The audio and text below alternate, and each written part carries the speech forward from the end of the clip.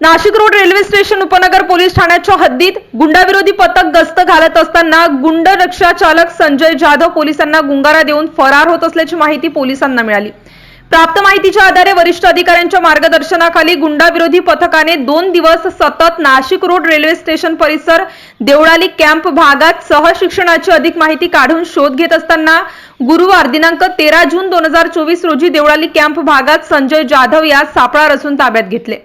त्याची कसून चौकशी केली असता त्याने त्याचे नाव सुशील उर्फ गोरख रामभूल बेद वय वर्ष 37 राहणार देवळाली कॅम्प नाशिक असे सांगितल्याने त्याची नाशिक परिसरातील सर्व पोलीस स्टेशनच्या रेकॉर्डवरील माहिती काढली असता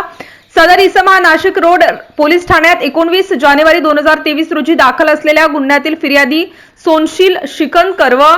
साक्षीदार अमोल सिंग शिकलकर यांना आरोपी शंकर चावरिया, शुभम चावरिया व गोरख बेद यांनी नाशिक रोड येथे जुन्या भांडणाची कुरापत काढून जीवे ठार मारण्याच्या उद्देशाने तलवार व लोखंडी रॉडने डोक्यात मारहाण केली म्हणून गुन्हा दाखल होता। गुन्हा दाखल झाल्यापासून आरोपी सुशील उर्फ गोरख रामभूल हा आपले स्वतःचे अस्तित्व लपवून फरार झाला होता। गुंडाविरोधी पथकाने त्यास ताब्यात घेऊन पुढील कारवाई करण्याकामी नाशिक रोड पोलीस ठाणे येथे ताब्यात दिले आहे। सदरची कामगिरी वरिष्ठांच्या मार्गदर्शनाने गुंडाविरोधी पथकाचे सहाय्यक पोलीस निरीक्षक ज्ञानेश्वर मोहिते, पोलीस अंमलदार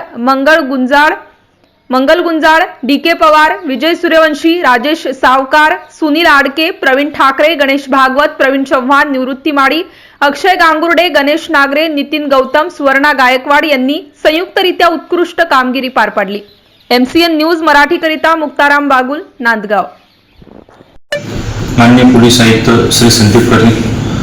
सर यांच्या आदेशानुसार गुंडाविरोधी पथक हे नियमितपणे railway station, college, bus stand व पोलीस ठाणे हद्दीत गस्त करत असते।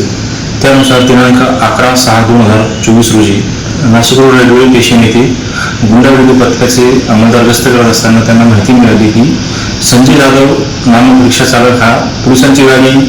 पाहताच किंवा पोलीस दिसताच हा संशयितरित्या निघून जातो। त्यानुसार आम्ही पोलीस अंमलदार प्रवीण चव्हाण व गणेश भागवत यांना आदेश दिला की तुम्ही संजय जाधव या इसमाचा शोध घ्या आणि त्याच्या हालचालीवर लक्ष ठेवा। आज रोजी तो संजय जाधव इसम हा देवळाली कॅम्प परिसरात राहत असल्याची माहिती मिळाल्याने आम्ही तात्काळ सदरची माहिती DCP क्राईम श्री प्रशांत बच्चाव सर व ACP crime Shri Sandeep Mitke sir यांना देऊन त्यांच्या मार्गदर्शनाखाली संजय जाधव या इसमास देवळाली कॅम्प परिसरातून ताब्यात घेतले। त्यास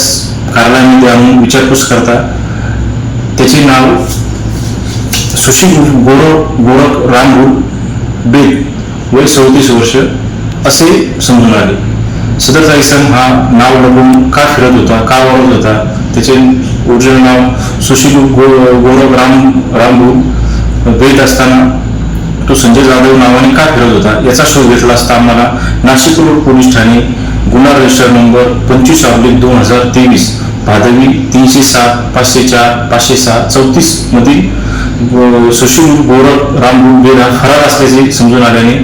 आम्ही त्याच्याकडे विचारपूस करून त्यास अटक केली व नाशिक रोड पोलीस ठाणे ताब्यात दिली। माननीय पोलीस आयुक्त श्री संदीप कर्णिक सर यांनी गुंडाविरोधी पथकाला जो त्रास दिलेला आहे रेल्वे स्टेशन, बस स्टँड व कॉलेज व परिसर ग्रस्त करण्याबाबत यामध्ये आम्हाला हा 1.5 वर्षापासून फरार असलेला आरोपी मिळून आला आहे।